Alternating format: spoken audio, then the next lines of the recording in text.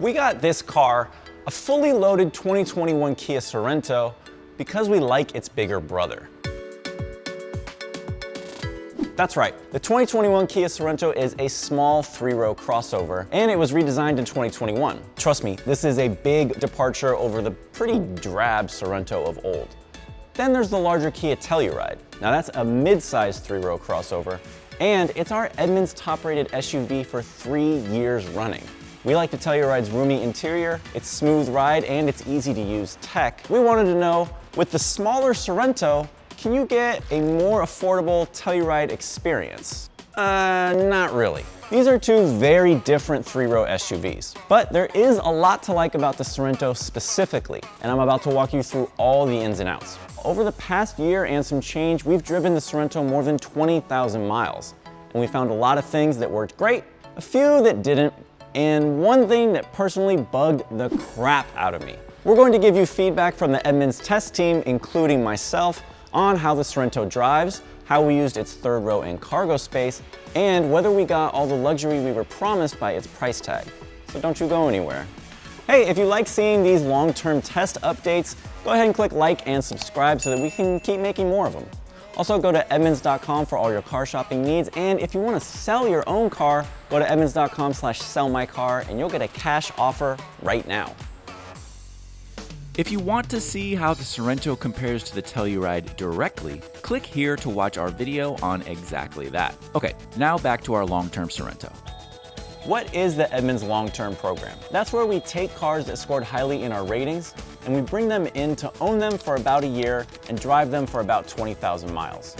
Our editors take turns driving them, and then they leave their thoughts on the Edmunds long-term testing page. And that's where you can read them to get a sense of the ownership experience. Sometimes we buy these cars out of our own budget, and other times they're on loan from the manufacturer. And that's what happened this time. Kia loaned us this Sorento for the purposes of this evaluation. So let me show you what we got. This is a 2021 Kia Sorento X-Line SX Prestige with all-wheel drive. It's a mouthful, but it's also the top trim available. And it comes with the upgraded turbo engine, 20-inch wheels, a 10-inch touchscreen with navigation, and a whole lot more. We got the fully loaded model because we wanted to be able to try everything the Sorento offers. Ultimately, the price of this vehicle came to a little more than $44,000 as tested. That's a big jump over the base price of $30,000 and change. Let's see what you get for the money. So, what's it like to live with? Oh, I'm so glad you asked. You see, believe it or not, the Kia Sorento is actually a lot of fun to drive. Yeah, the Sorento is fun to drive. You could chalk that up to its peppy turbocharged engine or its agile driving dynamics, which make the steering and its body control very impressive for a 3-row crossover. It's one of the things that stood out to our editors the most. There were some hiccups. For instance, the dual clutch automatic transmission is not as smooth as we would have liked, and there were also a couple of issues with braking, but we'll get more into that later. Living with this thing for over a year, another highlight is the quiet and rather refined ride that the Sorento gives you. Our editors did note that there's a bit more wind noise than we would have liked, but that was overshadowed by a pretty sophisticated interior that didn't dull over time. Compared to the pretty drab and dull Sorento that came before it, this was a huge improvement. I also want to talk about these seats, because first of all, they look great. I like this diamond pattern a lot, and the leather surfacing on our particular trim is a really nice touch. But like I said, we put a lot of miles on this car, and sometimes they were over multiple days and very long road trips. And the fact is, seats just don't hold up to our standards.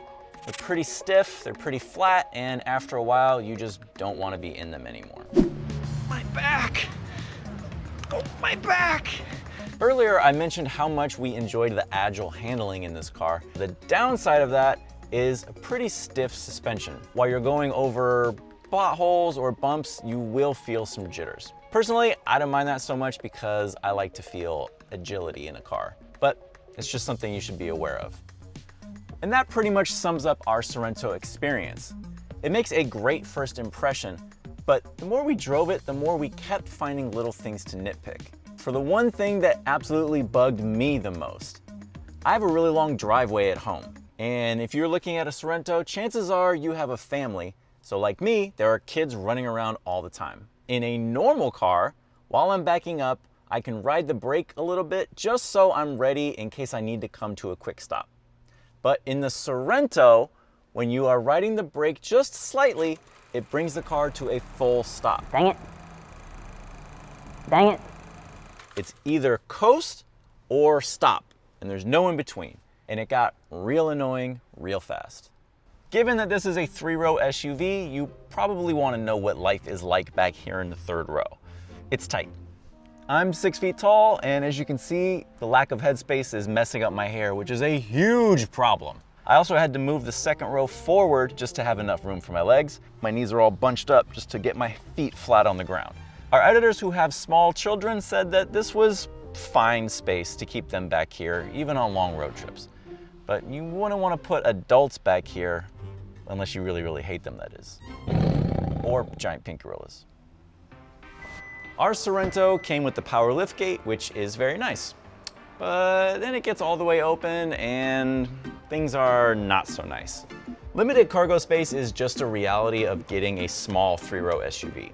And if you really need space, plus all 3 rows for passengers, you should probably look at moving up into a mid-size SUV like a Kia Telluride. For the majority of the time that our editors were driving the Sorento, they kept the 3rd row down to maximize cargo space.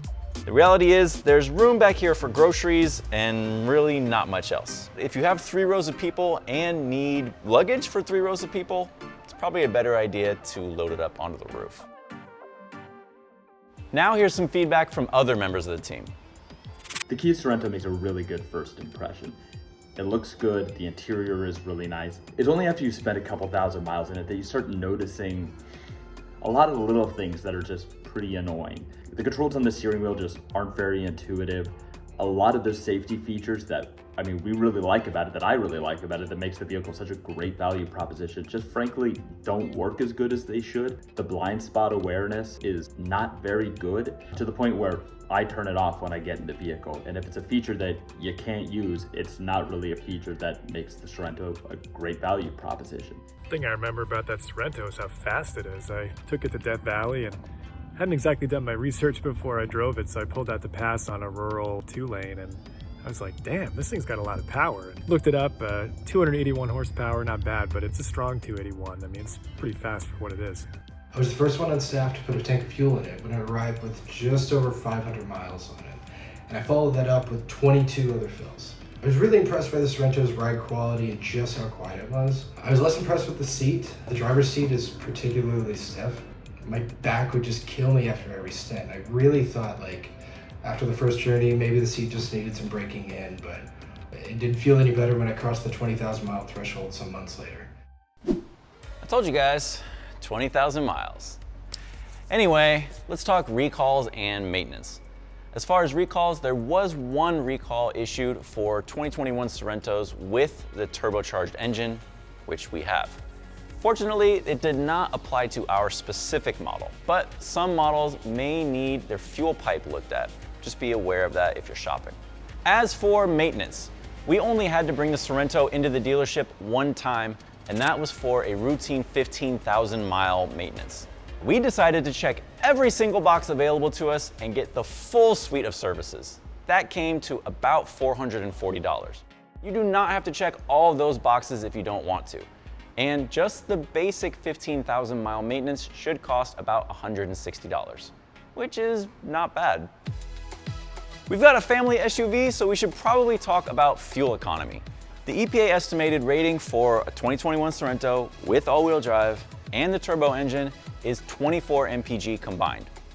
Unfortunately, we didn't really see that.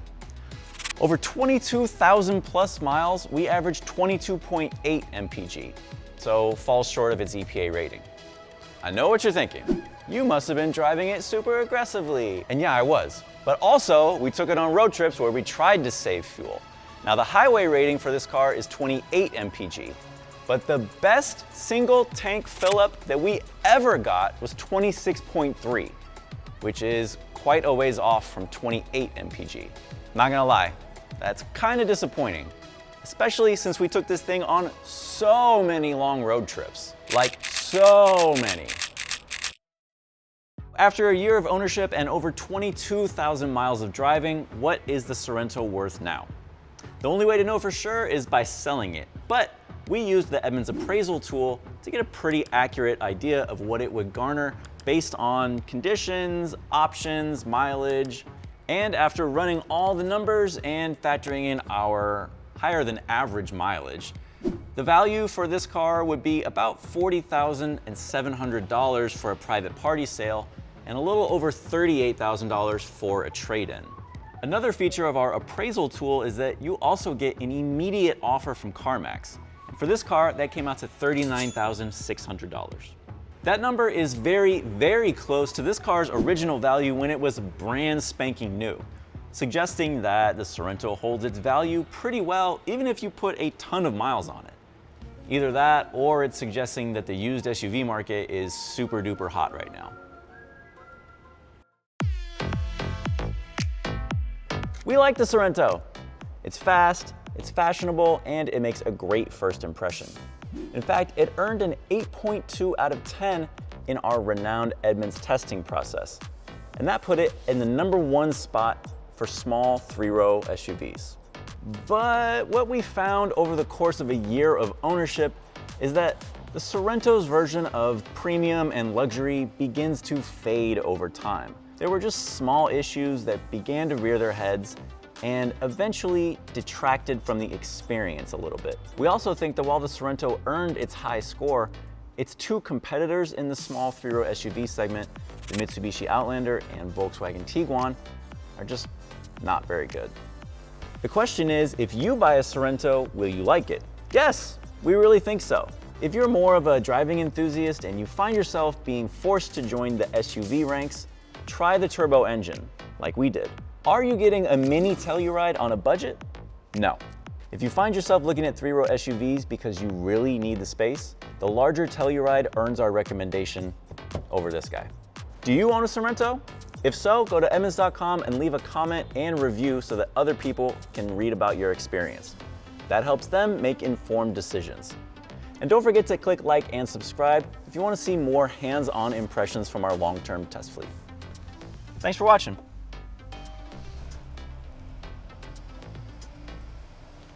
Dang it.